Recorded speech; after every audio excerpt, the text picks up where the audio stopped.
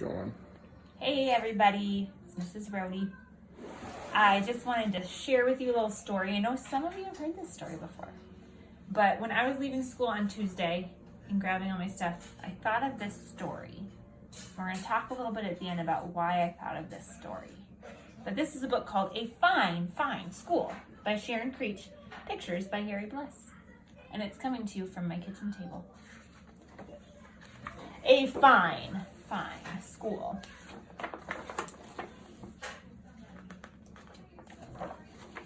Mr. Keene was a principal who loved his school. Every morning he strolled down the hallway and saw the children in their classes. He saw them learning shapes and colors and numbers and letters. He saw them reading and writing and drawing and painting. He saw them making dinosaurs and forts and pyramids. "Oh," he would say, "aren't these fine children? Aren't these fine teachers? Isn't this a fine, fine school?" Near Mr. Keene's school, Tilly lived with her parents and her brother and her dog Beans in a small house next to a big tree. On Mondays and Tuesdays and Wednesdays and Thursdays and Fridays, Tilly went off to school. At school, Tilly learned her shapes and colors and numbers and letters. Sometimes when she saw Mr. Keene standing in the hallway, he waved. "Aren't these fine children?" he said to himself. "Aren't these fine teachers? Isn't this a fine, fine school?" On the weekends, Saturday and Sunday, Tilly climbed her favorite tree. "I'm stuck, get help!" And she took Beans on walks and threw him sticks. "Let go now, Beans."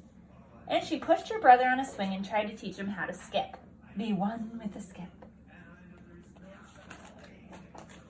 But on Mondays and Tuesdays and Wednesdays and Thursdays and Fridays, Tilly went off to school. Beans and her brother did not like to see her go. "Hurry, hurry, hurry home," her brother called. One day, Mr. Keene called all the students and teachers together and said, "This is such a fine, fine school. I love this school. Let's have more school. From now on, let's have school on Saturdays, too." The teachers and the students did not want to go to school on Saturdays, but no one knew how to tell Mr. Keene that. He was so proud of the children and the teachers of all the learning they were doing every day. And so that Saturday, Tilly set off for school. "But it's Saturday, what about the swings?" her brother called. The following month, Mr. Keene announced, "This is such a fine, fine school. I love this school. Let's have more school. From now on, let's have school on Sundays, too." The teachers and the students did not want to go to school on Sundays, but no one knew how to tell Mr. Keene that. He was so proud of the children and the teachers of all the learning they were doing every day. And so that Sunday, Tilly set off for school. "But it's Sunday, what about the skipping?" her brother called. The following month, Mr. Keene called everybody together and said, "This is such a fine, fine school. I love this school. Let's have more school. From now on, let's have school on holidays too, on Easter and Ramadan and Thanksgiving and Christmas and Hanukkah, on all the holidays on every calendar." The teachers and the students did not want to go to school on holidays, but no one knew how to tell Mr. Keene that. He was so proud of the children and the teachers of all the learning they were doing every day. They don't look very happy. And so on Christmas, Tilly set off for school. "But it's Christmas. What about Christmas?" her brother called. The following month, Mr. Keene called everyone together and said, "This is such a fine, fine school. I love this school. Let's have more school. From now on, let's have school in the summer too, all summer long, every single day." "How much we will learn," he said. "We can learn everything. We will learn all about numbers and letters, colors and shapes, the Romans and the Egyptians and the Greeks. We will learn about dinosaurs and castles and everything." Mommy, I was climbing down from that side from the chair, and I didn't know that Daddy's shoe boxes there, and I stepped. Just sit by me for a minute and listen? Okay. "We will learn everything." The teachers and the students did not want to go to school on Saturdays and Sundays and holidays and all summer long every single day. But no one knew how to tell Mr. Keene that. He was so proud of the children and the teachers of all the learning they were doing every day. And so on the first day of summer, Tilly set off for school. "But it's summer. What about summer?" her brother called. And that day, Tilly went to see Mr. Keene. She stood in his office in front of his desk. "What a fine, fine school this is," Mr. Keene said. "What amazing things everyone is learning." "Yes," Tilly said, "we certainly are learning some amazing things." "A fine, fine school," Mr. Keene said. "But," Tilly said, "not everyone is learning." "What?" Mr. Keene said. He looked very worried. Who isn't learning? Tell me, and I will see that they learn."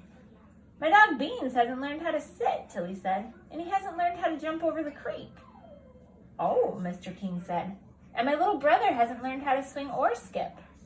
"Oh," Mr. Keene said, "wrong way, Beans." She said, "But you go to school," Mr. Keene said, "to our fine, fine school." "True," Tilly said, "but I haven't learned how to climb very high in my tree, and I haven't learned how to sit in my tree for a whole hour." "Oh," Mr. Keene said.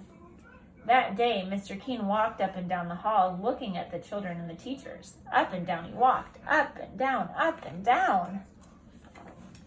The next morning, Mr. Keene called everyone together. The children and the teachers were very worried. Mr. Keene said, "This is a fine, fine school with fine, fine children and fine, fine teachers, but not everyone is learning." The children and the teachers were very, very worried. Mr. Keene said, "There are dogs who need to learn how to sit and how to jump creeks." What did he mean? Was he going to make their dogs come to school?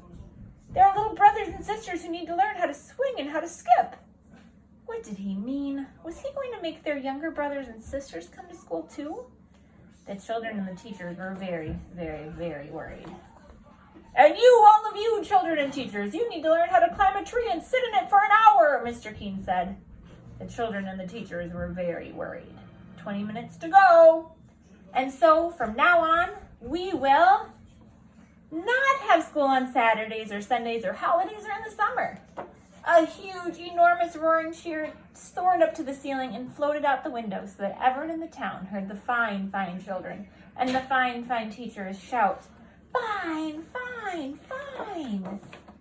And the fine, fine children and the fine, fine teachers lifted Mr. Keene up, and they carried him down the hallway and out the doors and through the town, up and down, in and out.